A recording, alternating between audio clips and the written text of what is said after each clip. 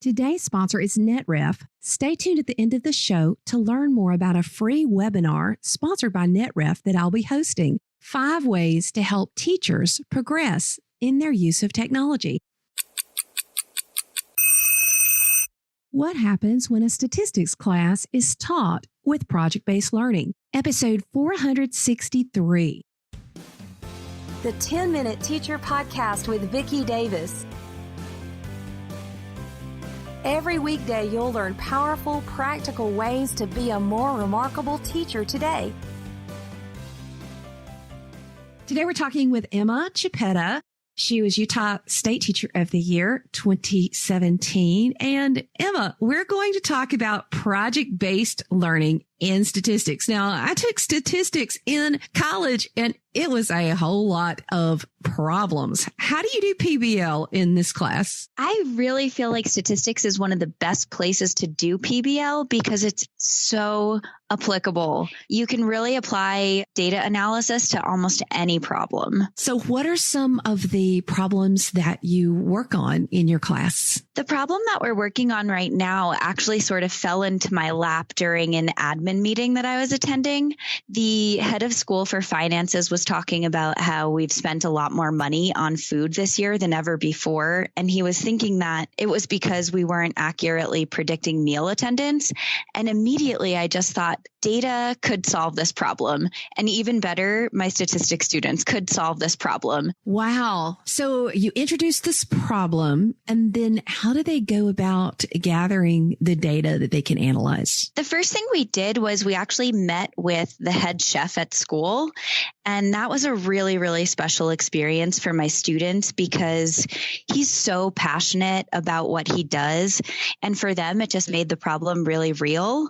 And after we spoke with him and got his perspective on what goes on in the kitchen, he provided us with a spreadsheet of the plate counts that go to the dishwasher at the end of each meal. So we had that data for about 3 months. Wow. And what were you going to do with that data? Are you going to compare that with how many kids say they're eating lunch or what? Originally, I thought that we would look for patterns in this data and we would sort of form confidence intervals around the average number of plates at a given meal. But my students were really interested in exploring different facets of the data. So I gave them about a week to take that curiosity and look for their own trends and try to use summary statistics and different visualizations of the data to prove the trends that they were looking for. So have you already introduced the concepts that you want them to use? Are you teaching as you're working through the data? How does this work? I produce some of the concepts and then I have to do some lessons sort of on the fly as questions arise.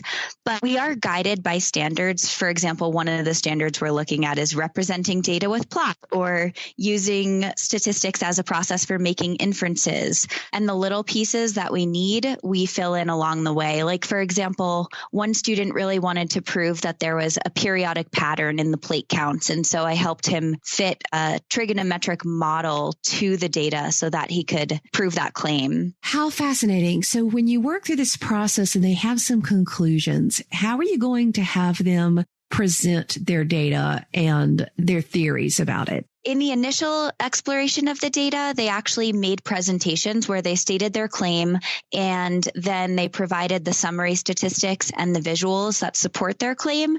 And we invited Chef Joe to come watch those presentations so that he could see that they were actually working with the information that he provided them. But we're actually moving forward with the project because they're seeing the limitations of the data that we were given. You can only prove so many things with knowing plate counts alone. And so my students are currently writing research plans to collect their own data so that they can explore some more detailed facets of the problem. Emma, what age students are these? Most of the students are juniors and seniors in high school. What has happened with your engagement now that they're writing research plans? Because typically, I mean, even in some college statistics, you don't have research plans in statistics 1 class. Yeah, it's been really incredible to watch them through this process. And I actually, in preparation for this interview, I asked the students, what has been your favorite part about the project? And they told me that it was that they have a lot of freedom. And so they've been working in and out of class, talking to their friends, getting feedback from other teachers about about what they can look at and what the best way to gather the data is. So I've been really impressed by their enthusiasm. Oh, I love it when teachers ask their students before they come on the show as their research, because that shows that you're very student focused. So what do they want communicated to other teachers around the world who teach statistics? It's really important to them that the project was authentic. Knowing that their work is going to have an effect on someone else has been really important for them, that they got to speak to this person who really wants the problem solved. He really wants to do a good job, and he doesn't want to sacrifice his food in the process of staying under budget. And I think also knowing that they have some control and some creativity in the direction that the project goes. So is this your first statistics project? This is not the first big one. We also did a big project where we planned an observational study at our local elementary school, and the students were in there all day. They spent about 2 weeks deciding what they wanted to observe and what research questions they wanted to explore, designing their spreadsheets. And then we spent another 2 weeks analyzing that data, and we presented that to the administrators of the elementary school. Wow. So this authentic experience in research, this is a true research project, isn't it? Yeah, I think that they truly feel like statisticians because they're problem solving every day. They are seeing the limitations of data. They're seeing the limitations of experimentation and even the limitations of the technology that they have. So they're using, I guess, Excel spreadsheets, and they're, analyzing using statistical principles. Do you have any kids who are not crazy about math, but like this, or are most of the kids you have, just math geniuses? I definitely have a lot of students who have not been excited about math before, and they love this class. We use Google Sheets instead of Excel. And the reason that I do that is so that they can collaborate. So I'll have multiple students working in the same set of data on a Google Sheet, and that's worked really well. So do you feel like you're able to cover your standards and everything that you need to do in statistics, if you've met your benchmarks and everything using the PBL method? So far, I've been able to reach all of the standards that I intended to. I used to teach AP statistics, and there's a lot more kind of factual, not so much skill-based, but more memorization-based content in AP statistics. And I don't know that this would have worked quite as well for that class, but in my regular statistics class, we've been exploring the standards really, really deeply. And I think that these students understand them quite well. So if you had to compare the knowledge of statistics between your AP statistics classes you taught and this approach where you're deeply having these deep research projects, which group do you think truly grasps statistics better?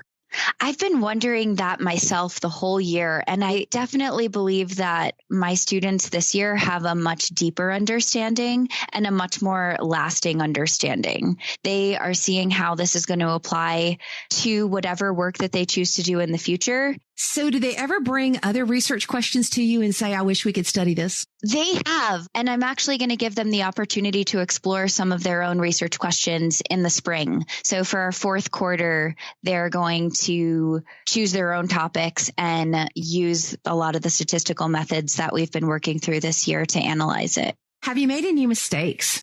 I have definitely made some mistakes. At times, I've jumped in a little bit too soon when my students could have figured things out on their own.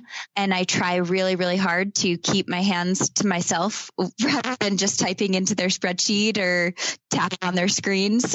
And that's been a real challenge for me because they can do it if you give them a little bit of space. Oh, my goodness. The other day in my digital film class, I said, I am setting a timer on myself. I will not speak for the next 10 minutes.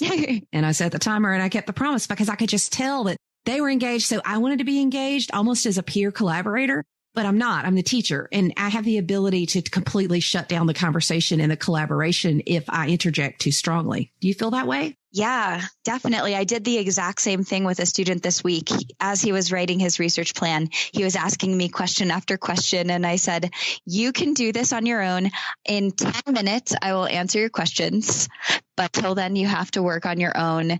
And by the end of class, I guess 25 more minutes had gone by, and he looked up and was like, wow, I didn't even need to ask after that. So thank you, Emma. Project-based learning is definitely something we can use in all of our subjects. And I would really be fascinated. Maybe you can find one or two kids who want to take that AP statistics class, because that would be fascinating to be able to compare. Thanks, Emma. Yeah, thank you so much. NetRef is sponsoring this month's free webinar. On Tuesday, March 26th at 4 p.m., I'll be sharing 5 ways to help teachers progress in their use of technology. These are 5 simple methods to help teachers level up in their ability to use classroom technology. If you're a teacher, administrator, or an instructional technology director, you'll get something out of this webinar. Go to coolcatteacher.com/netref to register. And stay tuned to learn more about NetRef and their powerful internet monitoring and reporting tool for schools. Thank you for listening to the 10-Minute Teacher Podcast. You can download the show notes and see the archive at coolcatteacher.com/podcast. Never stop learning.